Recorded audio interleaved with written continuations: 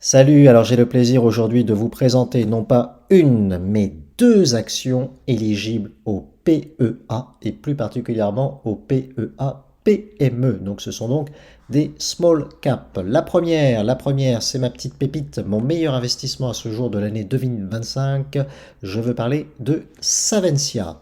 Mais tout d'abord, comme d'habitude, un petit avertissement, même si je possède ces deux titres en portefeuille, cette vidéo n'est absolument pas un conseil en investissement. Je suis un simple particulier qui investit en bourse à long terme. Chacun doit faire ses propres recherches. Ce type d'investissement présente un risque de perdre en capital et il est prudent en bourse de n'investir que ce que l'on est prêt à perdre.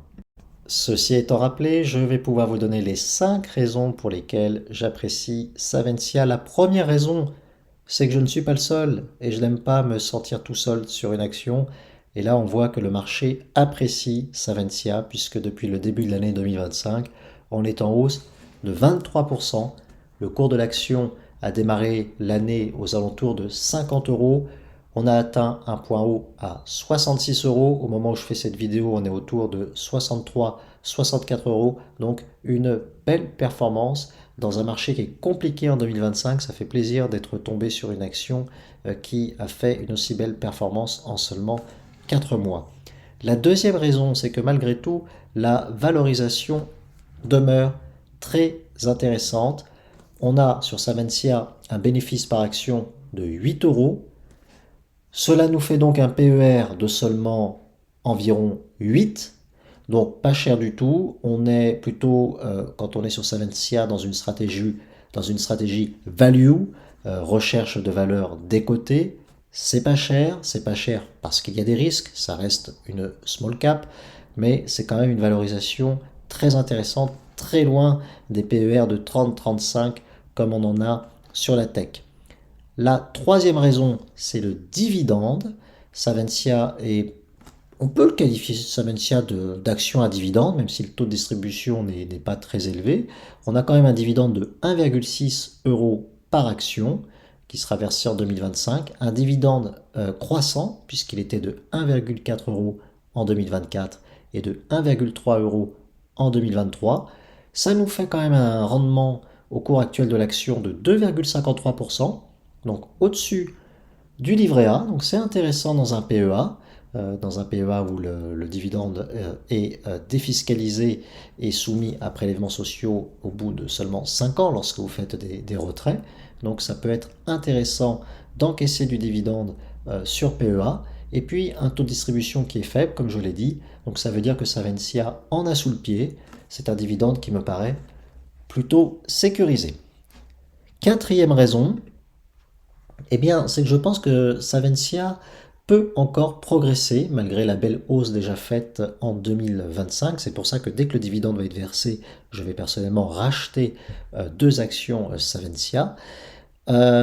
Pourquoi? Parce que vous voyez sur cette courbe que dans des conditions de marché idéales, lorsque les taux sont bas, le cours de l'action peut monter nettement au-dessus des 80 euros. Il a même atteint les 95 euros en 2007.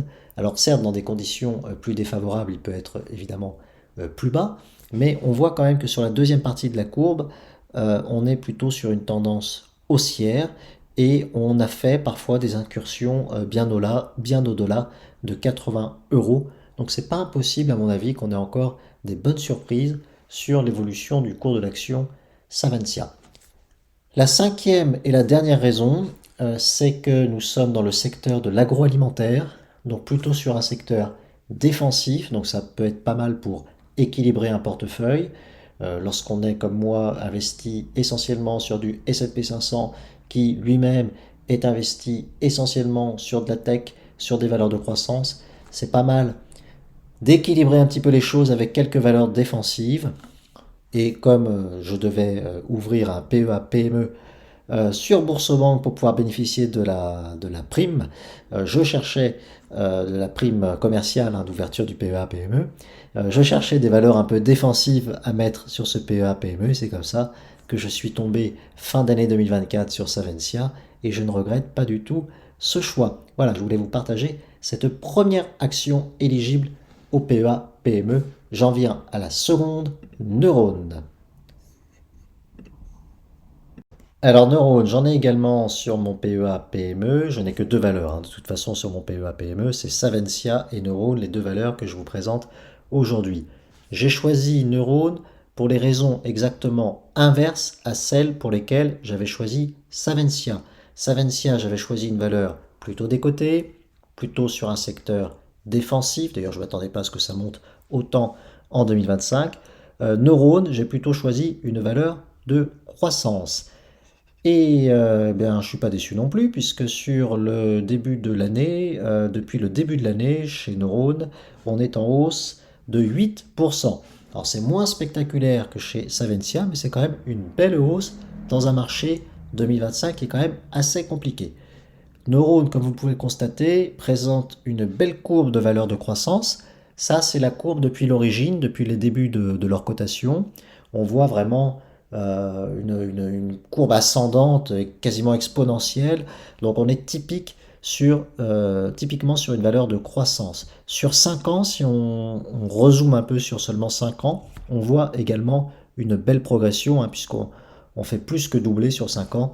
On est parti de 20 euros l'action à un peu plus de 50, hein, jusqu'à 52 euros le point haut. Donc une valeur de croissance, ça se reflète également dans la valorisation. C'est plus cher que Savencia. On a un ratio cours sur bénéfice qui aujourd'hui atteint 24. C'est donc plus cher que Savencia. C'est pas du tout pour une stratégie value, mais ça reste quand même accessible. On n'est pas sur les niveaux de la tech américaine à 30-35.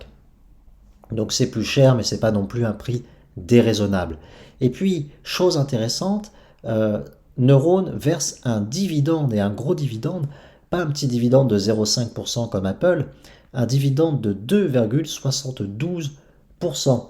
Donc on pourrait presque qualifier Neurone également de valeur à dividende.